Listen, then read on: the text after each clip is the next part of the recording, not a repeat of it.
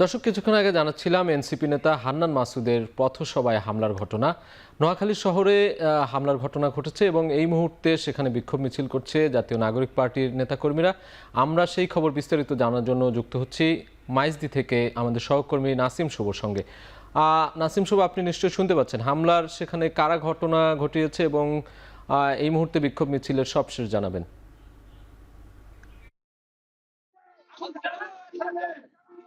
তাদের আজ কিন্তু সন্ধ্যা ইফতারের পরে নোয়াখালীর যে বিচ্ছিন্ন দ্বীপ উপজেলা রয়েছে হাতিয়াতে হান্নান মাসুদের যেখানে জন্মভূমি, সেখানে কিন্তু হান্নান মাসুদ যখন জাহাজমারা ইউনিয়নে পথসভা করতেছিল, তো সে পথসভায় আসলে বিএনপির বেশ কয়েকজন নেতাকর্মী হামলার ঘটনা ঘটিয়েছে বলে হান্নান মাসুদ আমাদেরকে জানিয়েছেন।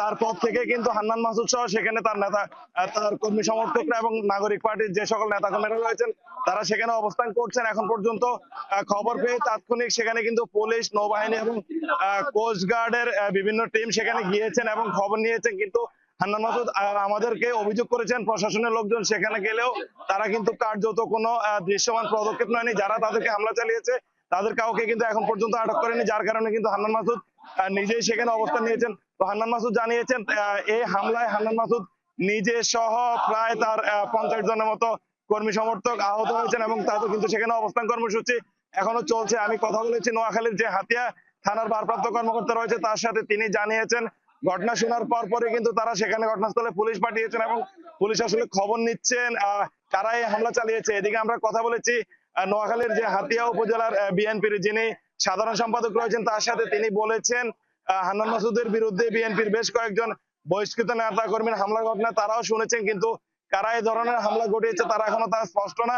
তারা স্পষ্ট হলে দলীয় ব্যবস্থা নেবেন। তো হান্নান মাসুদ জানিয়েছেন তাদের যে অবস্থান কর্মসূচি এখন অবধি চলছে সেটি যতক্ষণ না প্রশাসন এই বিষয়ে সঠিক ব্যবস্থা নেবে ততক্ষণ কিন্তু তাদের এই যে অবস্থান কর্মসূচি সেটি চলবে। এদিকে হান্নান মাসুদের এই হামলার ঘটনার খবর শুনে কিন্তু আজ রাত 12টায় তাৎক্ষণিকভাবে নোয়াখালীর যে জেলা শহর রয়েছে মাইজদিতে কিন্তু বিক্ষোভ মিছিল বের করেছে জাতীয় নাগরিক পার্টির নেতাকর্মীরা। বিক্ষোভ মিছিলটি কিছুক্ষণ আগেই নোয়াখালী জেলা শহর মাইজদির বড় মসজিদ মোড় থেকে শুরু হয়েছে এবং এটি কিন্তু এখনো চলছে।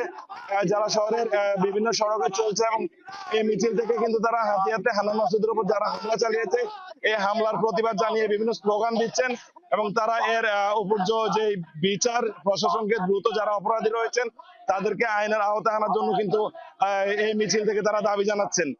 তো এই মিছিল থেকে আমরা দেখতে পাচ্ছি মিছিলে যারা রয়েছেন তারা কিন্তু তাদের বিভিন্ন স্লোগান দিচ্ছেন এবং প্রশাসনকে লক্ষ্য করে তারা বলছেন যারা হাতিয়াতে হামলা চালিয়েছে এজন্য কিন্তু প্রশাসনের কাছে তারা উপর্যুপরি যে ব্যবস্থা নেওয়ার সেই ব্যবস্থা নেওয়ার জন্য কিন্তু তারা মিছিল থেকে দাবি জানাচ্ছেন। এবং একই ঘটনায় কিন্তু আজ কিছুক্ষণ আগে আমরা যেটি জানতে পেরেছি ঢাকাতেও একটি বিক্ষোভ মিছিল বের করবে জাতীয় নাগরিক পার্টি ঢাকা বাংলা মোটর থেকে। সেখান থেকেও কিন্তু হাতিয়াতে হান্নান মাসুদের উপর হামলার যে ঘটনা সেই ঘটনার প্রতিবাদ জানানো হবে। তো এই ছিল আসলে নোয়াখালী থেকে আমার কাছে এখন অব্দি সব শেষ। নাসিম শুভ, সেখানে এই মুহূর্তে আসলে আইন শৃঙ্খলা রক্ষাকারী বাহিনী অবস্থান নিয়েছে কিনা বা তারা আসলে কি বলছে?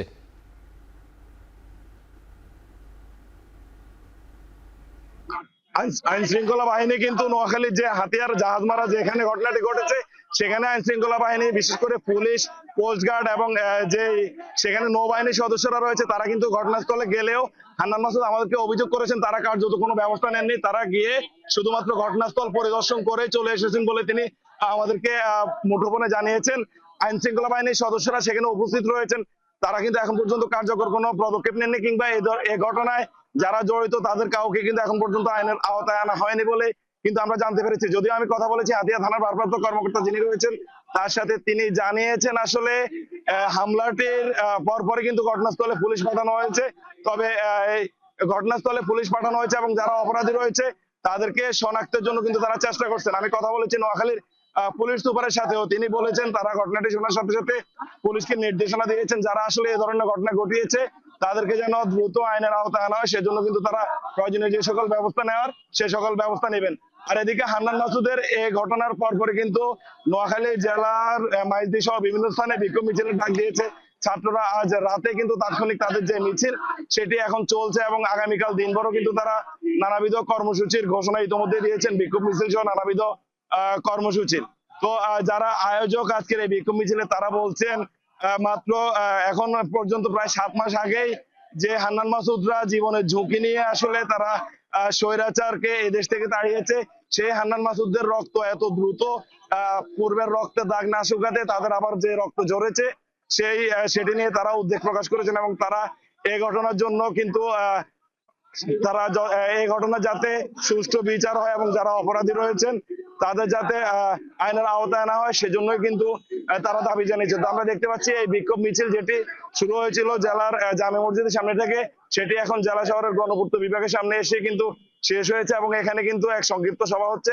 সেখানে আসলে যারা মিছিলের আয়োজক এবং যারা মিছিলে ছিলেন তারা কিন্তু বক্তব্য রাখবেন এবং তারা এই ঘটনার প্রতিবাদ জানিয়েই তারা বক্তব্য রাখবেন বলে আমরা জানতে পেরেছি। তো এখন পর্যন্ত কিন্তু হাতিয়ার জাহাজমারা যে স্থানে ঘটনাটি ঘটেছে এবং হান্নান মাসুদের ভাষ্য মতে প্রায় 50 জনের মতো যেখানে আহত হয়েছে, সেখানে কিন্তু হান্নান মাসুদ সহ বাকি তার যে কর্মী সমর্থক এবং এনপিসির যে সকল নেতাকর্মীরা রয়েছেন তারা কিন্তু এখন পর্যন্ত সেখানে অবস্থান নিচ্ছেন এবং এখন পর্যন্ত কিন্তু প্রশাসনের পক্ষ থেকে এই ঘটনায় কাউকে আটক করা হয়নি।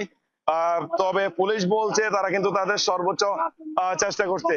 তো এই ছিল আসলে নোয়াখালী থেকে এখন অবধি আমার কাছে সব শেষ। হান্নান মাসুদের উপর হামলার ঘটনায় সরাসরি সেখানকার প্রতিবাদ সভা নিয়ে জানাচ্ছিলেন সহকর্মী নাসিম শুভ।